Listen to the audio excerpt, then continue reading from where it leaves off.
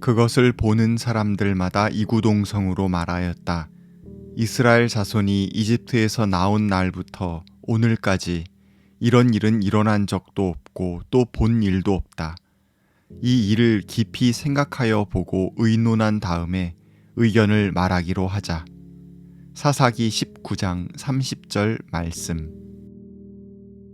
사사기 19장 이후의 이야기는 정말 끔찍합니다. 연약한 이가 강자의 폭력에 고통당하며 내지르는 울부짖음은 한 개인의 것이 아닙니다. 그가 속한 사회가 무너져 내리고 있음을 드러내는 소리이며 동시에 그 사회에 속한 모든 이들이 중국에 멸망당할 것이라는 소리입니다. 오늘의 이야기를 통해 이스라엘 사회가 어떻게 최악의 상황에까지 치닫게 되었는지를 살피고 우리는 반면 교사로 삼아야 하겠습니다. 에브라임 산지에 살던 레위인이 유대 땅 베들레헴 여성을 첩으로 들였습니다. 그녀는 어떤 이유인지 화가 나서 집을 나가 친정으로 가버립니다. 레위인은 그녀를 다시 데려오기 위해 베들레헴에 갑니다. 장인은 그를 잘 맞이했고 함께 즐거운 시간을 보냅니다. 더 있다 가라는 장인을 뿌리치고 레위인은 첩과 종과 함께 길을 나섭니다. 예루살렘에 이르렀을 때 종이 말하기를 이제 늦었으니 여기서 밤을 지내자고 권합니다. 그러나 레위인은 이방인의 성읍에 들어가지 않겠다면서 동족이 있는 안전한 장소인 기브아까지 가자고 합니다. 동족의 땅에 무시무시한 냉대와 폭력이 기다리고 있다는 걸 그가 어찌 예상할 수 있었겠습니까? 마침내 베냐민 지파에 속한 기브아에 이르렀을 때 해가 졌습니다. 그들이 성읍 광장에 앉아 있었으나 아무도 맞아들이는 사람이 없었습니다. 손님에게 친절을 베푸는 것은 고대 근동의 일반적 관습이었습니다. 하지만 기브아의 이스라엘 사람들은 아무도 그리하지 않았습니다. 그들은 자기들이 나그네 되었을 때에 하나님께 구함받았다는 사실을 완전히 잊었습니다. 그야말로 그들은 자기 소견에 옳은 대로 행하고 있었습니다.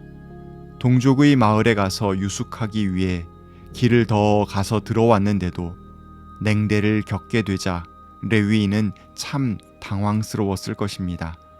그때 에브라임 산지 출신으로 기브아에 머물고 있던 노인이 일을 마치고 들어오며 이들을 맞아들입니다. 나그네가 나그네를 맞이한 셈입니다. 이들은 씻고 저녁 식사를 잘 마치고 쉬고 있었습니다. 그런데 성읍 불량배들이 그 집 문을 두드리는 겁니다. 노인의 집에 들어온 그 남자를 끌어내시오. 우리가 그 사람하고 관계를 좀 해야겠소.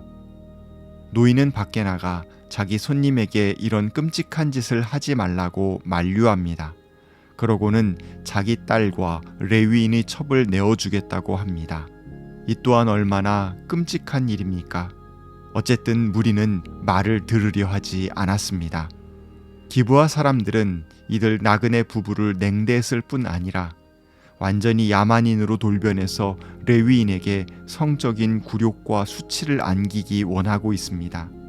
사람이 자기 소견에 옳은 대로 행할 때 어떤 일이 일어날 수 있는지 볼 수 있는 장면입니다. 우리는 창세기의 이야기가 떠오릅니다.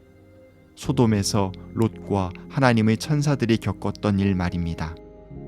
기브아 사람들은 하나님의 심판 아래 놓였던 소돔 사람들, 이집트의 바로, 또 가나안의 우상 숭배자들과 다름없는 밑바닥 수준으로 떨어져 있었습니다.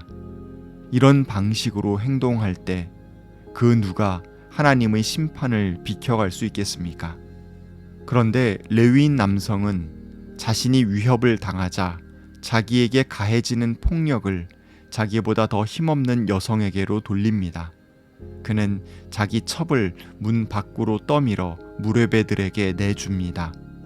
그리고 충격적이게도 그는 그녀를 구하기 위한 어떠한 노력도 어떠한 조치도 취하지 않습니다. 그녀를 전혀 돌보지 않습니다. 정말 자기밖에 모르는 비양심적이고 냉혹한 인간이라고밖에는 할 수 없습니다. 기브아의 폭력적인 무뢰배들과 이 레위인 사이에 무슨 차이가 있을까요?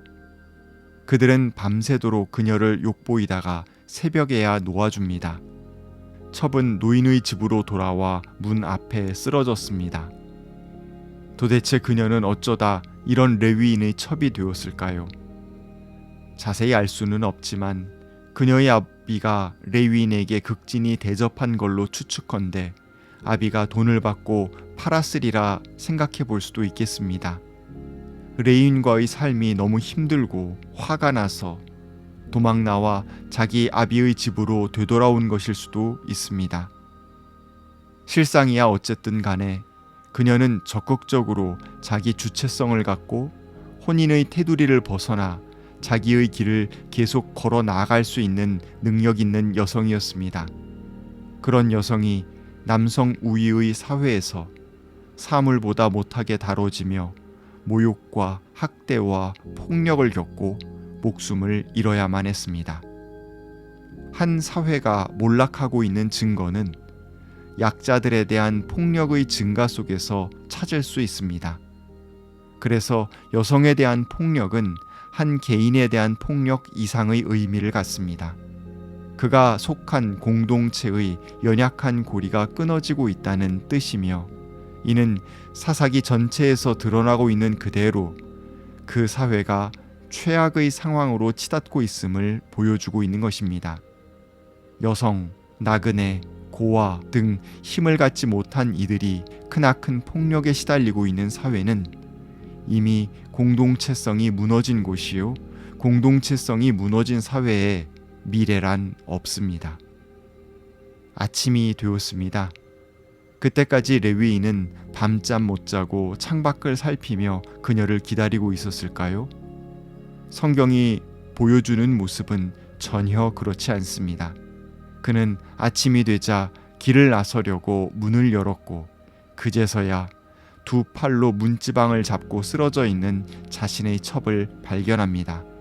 그는 마치 아무 일도 없었다는 듯이 일어나시오, 같이 갑시다 라고 말합니다. 그녀에게서 아무 대답이 없자 그는 그녀를 나귀에 싣고 집으로 향합니다. 이 장면에서 레위인은 그 마을의 의사를 찾으려 하지도 않았고 안으로 들여 주검이라도 보살피려는 시도조차 하지 않았습니다.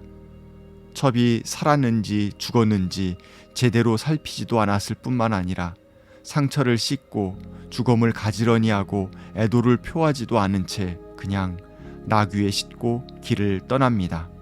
자기 집에 들어서자마자 하는 그의 행위는 참으로 엽기적입니다. 그녀의 장례를 치러주지도 않습니다. 대신 그는 살해당한 첩의 주검을 자기 칼로 토막내서 이스라엘의 12지파에게 보냅니다. 사람들에게 이스라엘 자손이 이집트 땅에서 올라온 이래로 이런 일이 있었냐며 이 일에 합당한 조치를 취해달라고 부탁한 듯 합니다. 그런데 그의 지금까지의 행동으로 유추해보면 이런 엽기적인 행동 역시 한 사람이 끔찍하게 죽임을 당했기 때문이 아니라 자신이 나그네로서 길을 가다가 동족의 땅에서 냉대받고 모욕을 당했기 때문이 아닌가 하는 의심이 듭니다. 이 레위인은 끝까지 자기 자신의 안위에만 몰두하고 있었던 것은 아닐까요? 그야말로 자기 소견에 옳은 대로 행하고 있습니다. 레위인과 그의 첩 이야기를 우리는 살펴보았습니다. 냉대, 성폭행, 살해, 이보다 더 끔찍한 일이 있을까요? 그런데 학대당한 여성의 이야기는 그것으로 끝마쳐지지 않습니다. 이 일을 발단으로 잔혹한 내전이 발생하여 한 지파가 거의 멸절당하고 내전을 어처구니 없이 수습하며 600명이나 되는 여성이 또 끔찍한 일을 겪게 되는 사건이 일어납니다. 그야말로 최악에서 최악으로 일은 진행됩니다. 그 온 땅이 공포로 뒤덮입니다. 학대받는 여성들의 이야기는 단지 남성 우위의 사회 제도가 얼마나 끔찍한지를 드러내고 비판하기 위함만은 아닙니다. 이는 동시에 기드온의 타락 이후 점진적으로 쇠퇴하고 있는 이스라엘 사회가 결국 가장 밑바닥에 닿았음을 보여주고 있는 것입니다. 사사기가 내내 경계하고 있는 우상 숭배란 다른 것이 아닙니다. 단지 바알과 아세라를 직접 섬기는 것만이 우상 숭배가 아닙니다. 서로 간의 존중이 사라지고 지극히 이기적인 자기 주장에 빠진 이들이 폭력적으로 스스로를 과시하기를 멈추지 않을 때, 이런 것이 바로 우상 숭배의 상황입니다. 하나님과 공동체 안의 타인들을 존중하는 마음은 사라진 채 자기 자신의 생각과 능력을 과신하며 자기를 가장 중심에 두며 살아가는 이들이야말로 바로 우상 숭배자입니다. 이들의 땅에서는 예언자들이 드러낸 하나님의 뜻, 즉 모든 이들을 위한 정의와 공평은 사라지기 마련입니다. 하나님의 나라는 사람들이 서로 간의 정의와 공평을 확립할 때 실현될 수 있습니다. 이는 어떤 특정 사회 정치 체제나 종교가 담보하는 것이 아닙니다. 심지어 종교 집단마저도 폭력적인 자기 주장을 하며 소외와 학대, 폭력적 지배를 한 전적이 무수히 있습니다. 그렇습니다. 정의와 공평의 세상을 일구어 가기란 참 어렵습니다. 그러나 전쟁과 폭력의 소식이 끊이지 않는 오늘임에도 우리가 희망을 잃지 않을 수 있는 이유가 있습니다. 그것은 우리 하나님께서 당신의 피조 세계를 결코 포기하지 않으시고 최악의 상황에서도 구원의 이야기를 멈추지 않으시기 때문입니다. 사사기에서도 그리고 오늘날에도 하나님께서는 정의와 공평의 뜻을 구현하시기 위해 또다시 시도하고 계십니다. 하나님을 신뢰하며 이 땅에 정의와 공평을 이루어 나가는 일에 우리 모두 동참하기를 원합니다. 하나님, 레위인과 그의 첩 그리고 기브아 사람들이 정말 끔찍한 이야기를 함께 나눴습니다. 세상은 여전히 암담하지만 주님의 일하심을 믿고 우리들은 새 희망을 품으려 합니다. 연약한 이들도 자신에게 주어진 생명을 충만히 누리며 살 수 있는 그런 아름다운 세상을 열어가기를 진정 소망합니다. 주님, 우리가 정의와 공평의 세상을 일구어 가도록 용기와 힘을 부어 주십시오. 아멘.